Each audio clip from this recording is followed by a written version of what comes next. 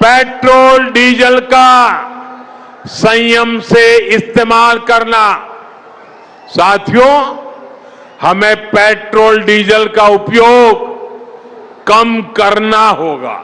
आप प्रधानमंत्री देश को बता रहे हैं कि चुनाव चल रहा था तो मैं आपसे वोट मांग रहा था, और वोट मांगते वक्त मैं आपको ये नहीं कह सका कि चुनाव के बाद हम पेट्रोल, डीजल और एविएशन फ्यूल पर उसकी कीमत बढ़ाने वाले हैं। तो प्रधानमंत्री ने अब ये कह रहे हैं कि ये देशभक्ति की बात कर रहे हैं कि देशभक्त वो है जो इन सब चीज़ों को बर्दाश्त करे। तो मैं उसको ये कहता हूँ कि ये भारत की जनता के लिए एक इनवॉइस आने वाला है अभी, और वो इनवॉइस ये रहेगा कि पेट्रोल, डीजल और एविएशन फ्यूल पे बढ़त होगी, बहुत उसकी कीमत बढ़ेगी। मेरा सवाल बीजेपी से ये है कि जब चुनाव चल रहे थे तो आपको ये सब नहीं दिख रहा था, और फिर पेट्रोलियम मिनिस्टर ने खुद। दूसरी बात यह है कि प्रधानमंत्री के हैदराबाद के भाषण के बाद 5.5 ट्रिलियन इंडियन मार्केट से वाइप आउट हो गया है, और सबसे ज़्यादा इसकी तकलीफ हुई है एसबीआई को, टाइटन को, एबीबी इंडिया, इंडिगो को। क्यों? क्योंकि अब आप देखेंगे आने वाले दिनों में ये ऑयल पर कीमतें बढ़ेंगी। दूसरा ये है कि जब आप इतना बर्दाश्त किए, अब क्यों नहीं बर्दाश्त करते? अब तो वेस्ट एशिया में जंग तो ख़त्म होने वाली है ना, बिल्कुल सीज के करीब हो चुकी है। अब प्रधानमंत्री को क्यों ख्याल आ रहा है ये?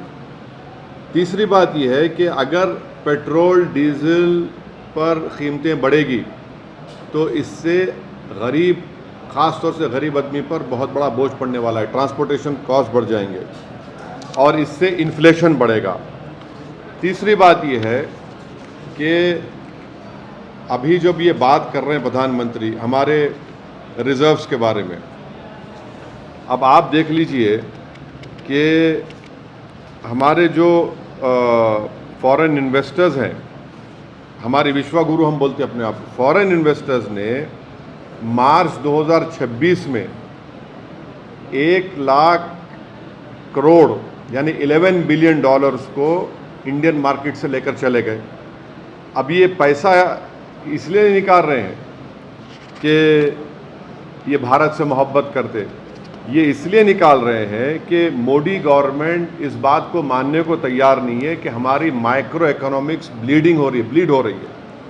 और उसी में आप देख लीजिए कि ये विश्वगुरु की इकोनॉमी नहीं है, ये इकोनॉमी जो है वर्स्ट परफॉर्मिंग करेंसी है इमर्जिंग मार्केट्स में। हमारी इमर्जिंग मार्केट्स 2026 में हमारी वर्स्ट परफॉर्मिंग करेंसी है, और हमने 38 बिलियन डॉलर्स ऑफ रिजर्व्स को हमने 90 दिन में उसको इस्तेमाल किया है। तो इसी वजह से एक अंग्रेज़ी की कहावत है इकोनॉमिक्स लैंग्वेज में कि the foreign investors are voting with their feet to the tune of 11 billion in 1 month. माने ये लोग जो है 1 लाख करोड़, उसको आप कन्वर्ट करेंगे रुपीस से डॉलर में तो 11 बिलियन उन्होंने ये किया। ये ईरान वॉर ने नहीं किया, ये ईरान अमेरिका की वॉर ने इसको एक्सपोज कर दिया है।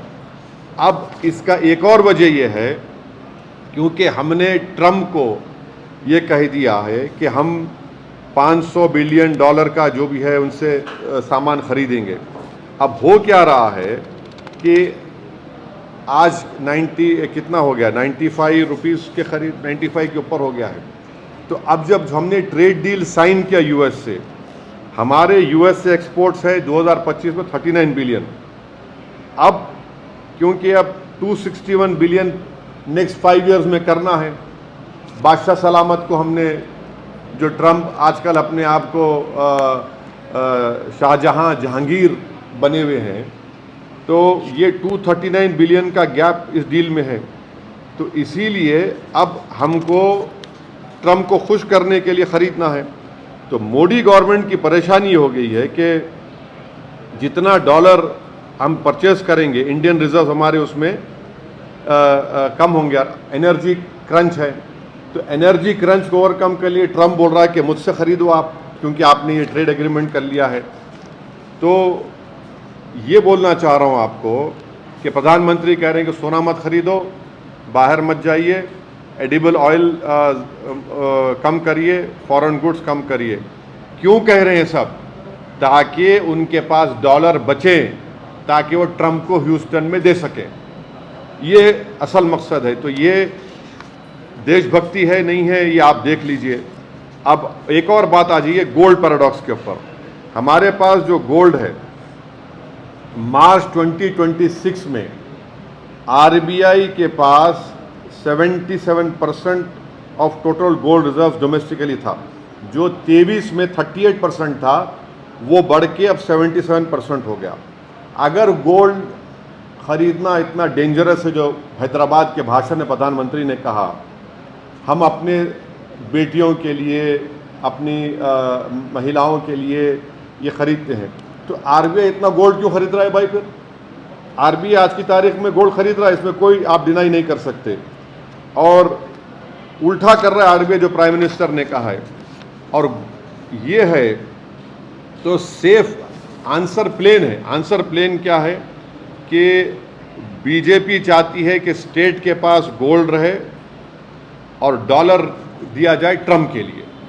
तो इसी वजह से आप देख रहे हैं कि 1991 में हमने 47 टन गोल्ड लंदन से उठाया, बैलेंस ऑफ पेमेंट क्राइसिस हुआ था। अब 2026 में यही भारत एयरलिफ्ट कर रहा है गोल्ड को लंदन से।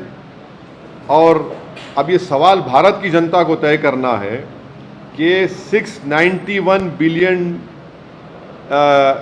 के रोबोस्ट रिजर्व्स हमारे पास हैं, और हम एक बुलियन होम लाइक कंट्री इतना है, तो हमको ट्रबल क्यों हो रही है फिर? तो ये अचानक नतीजे आने के बाद प्रधानमंत्री का ये कहना, ये बड़ा ही चौंकाने वाला है। और एक बात मैं आपसे कहना चाह रहा हूँ कि देश की ये बीजेपी की सरकार इस देश को छुपा रही है असल हालात और इकोनॉमी के बारे में। आप देखिए कि हम 104 ton gold bank of England से और बैंक ऑफ इंटरनेशनल सेटलमेंट से सेकेंड हाफ ऑफ 2025 में हमने उनसे ट्रांसफ़र किया है। तो ये चीज़ें हैं।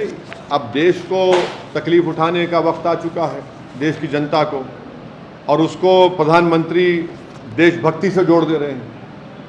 ये कैसा होगा? चुनाव जब चल रहे थे तो आप सीना तान कर बोल रहे थे, आपने एक्साइज ड्यूटी को भी आपने कट कर दिया। आप चुनाव हो गए तो अब ये सब बोझ देश की जनता पे आयद होने जा रहे हैं।